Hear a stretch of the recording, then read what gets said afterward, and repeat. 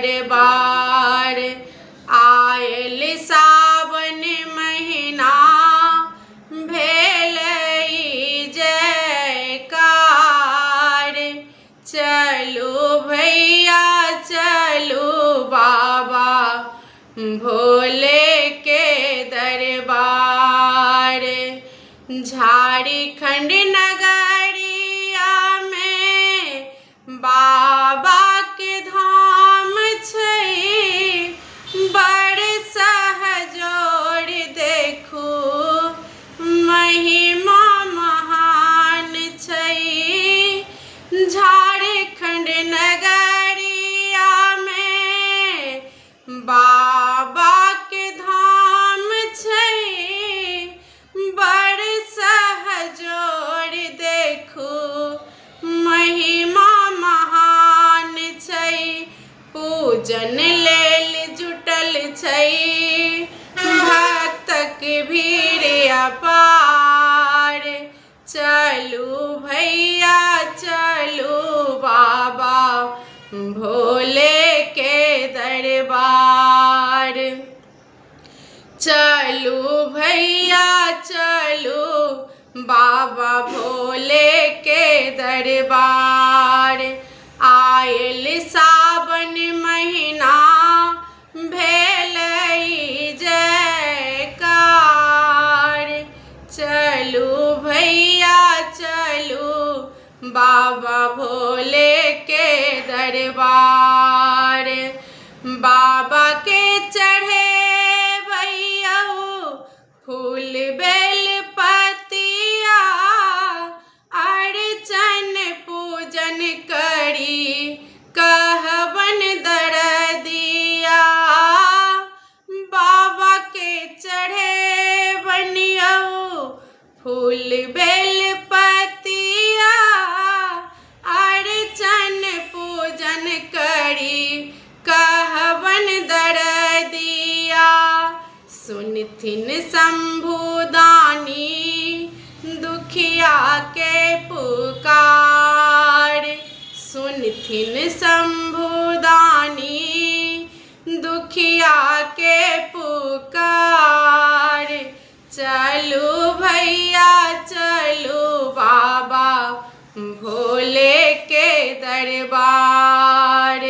चलू भैया चलू बाबा भोले के दरबार। आयल सावन महीना भेलई जयकार। चलू भैया चलू बाबा भोले के दरबार। देवघर नगरिया में सजल दरबार छै, राजा रंक सब देखू जल लेन ठाड़ छै। देवघर नगरिया में सजल दरबार छै, राजा रंक सब देखू जल लेन ठाड़ छै। हर हर बम बम नारा गुजै छै दुआर। हर हर बम बम नारा गुजै छै दुआर। चलू भैया चलू बाबा भोले के दरबार। आयल सावन महीना लागल जयकार।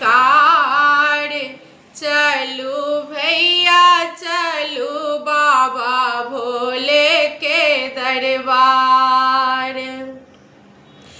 कहवन दानी सा माधवक अरजिया, दुखिया के विनती बाबा सुनथिन कहिया।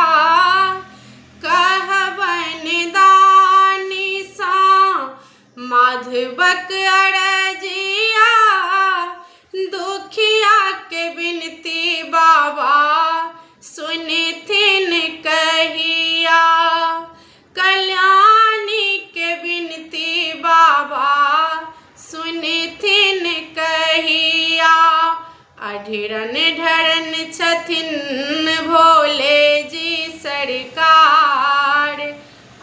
अन ढरन छथिन भोले जी सरकार।